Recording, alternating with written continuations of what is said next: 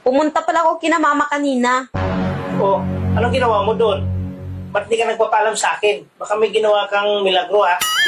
Milagro agad. Pinagalitan pala ako ni mama kanina. Bakit daw hindi mo pa ako pinakasalan? Di ba nga, pinag-usapan na natin yan na mag-ipon muna tayo ng pera bago tayo magpakasal.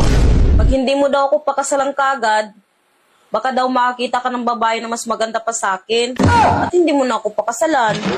Alam mo, pag nagkagusto ako sa babae, hindi ako tumitingin sa itsura. Eh ano pala tinitingnan mo sa babae? Yung baba, siyempre, baka kasi hindi maumbok eh. Gusto mo nang maumbok, eh hindi naman bagay sa'yo. Eh, paano mo nasabing hindi bagay?